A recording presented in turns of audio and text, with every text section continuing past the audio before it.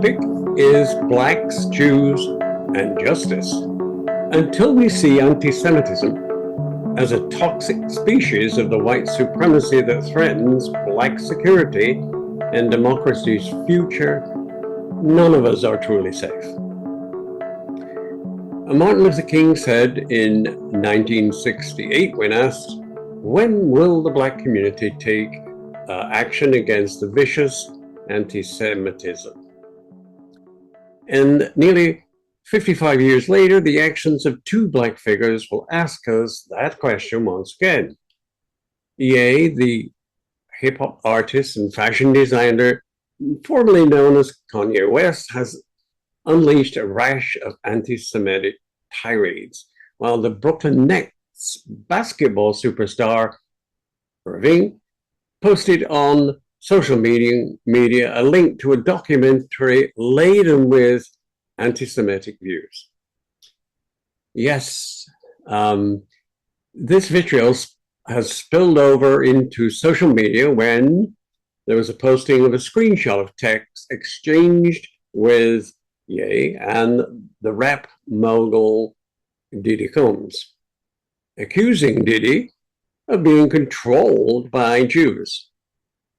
Ye threatened to use Combs, quote, as an example to show the Jewish people that told you to call me that no one can threaten or influence me. He then posted that he was awakened when he was, quote, going DEFCON 3 on Jewish people, end quote. These provocations show conflicting Jewish and black views of race and privilege and how suffering of each community shapes their identity and fuels their fight against bigotry. African Americans and Jews have, for one reason or another, competed, quarreled, and jostled with each other to gain attention and empathy for their struggles and the injustices they confront. These communities are old friends, you might say, and lovers, sometimes rivals, with all the affection and bitterness such a relationship evokes. Black anti-Semitism and Jewish racism is real, from the bigotry of white Jews against black Jews to the anti-black statements of, for example, David Horowitz, who called President Obama, quote, an evil man, end quote, an anti-American radical. The communities have historically passed the baton from one to the other in a long relay for justice. Until we see anti-Semitism as I've said, a toxic species of white supremacy, you can know that none of us are truly safe, especially in the black community and the Jewish communities. After these outbursts, a hate group hung a banner over a Los Angeles overpass that said, "Kanye is right about the Jews." These despicable comments offered well-established BIC's fresh currency for racism.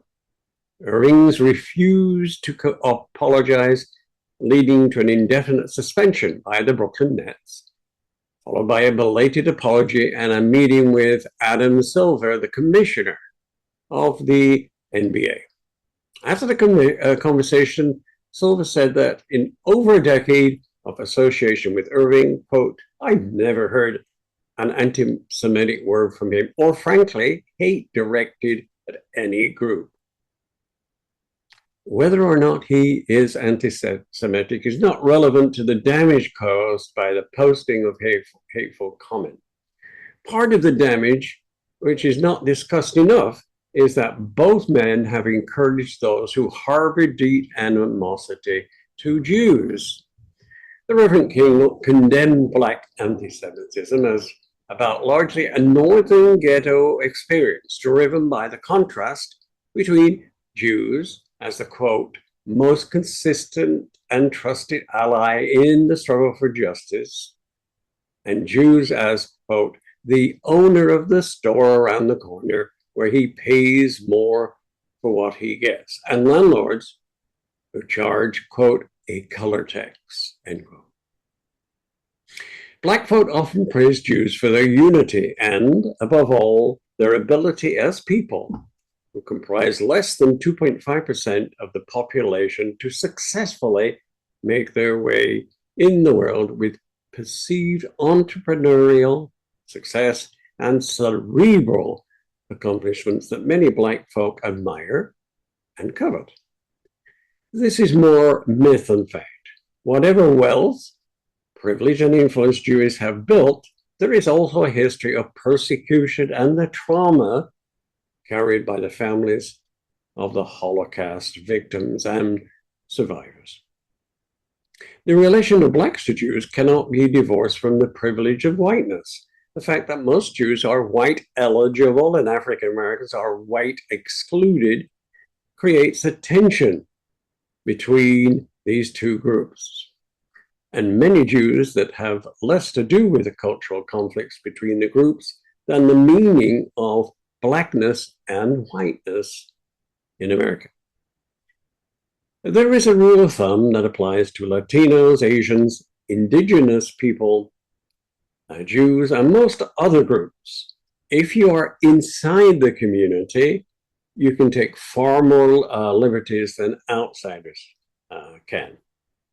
Black folks can say the N-word. Folks who are not Black cannot. Black folks can say things about each other or culture, for example, or their habits and dispositions, or their values and visions, virtues and vices, but those outside of the community dare not say them. So I can talk bad about my mother, if you're African American, or brother, but you better not, from outside of that community, make that comment. We would do well to remember that Blacks and Jews are passengers on the same ship, facing the headwinds of bigotry and hatred. That is a lesson we should all learn. For 40 years, the National Association of Black and White Men Together, which I'm a proud member, has fought against bigotry and hatred through all time and organizations, and hopefully will continue that fight. Thank you so much for listening, and if you would, please go to our platforms, comment, like, and send us an email if you wish, nabwmt@nabwmt. Again, thank you for listening.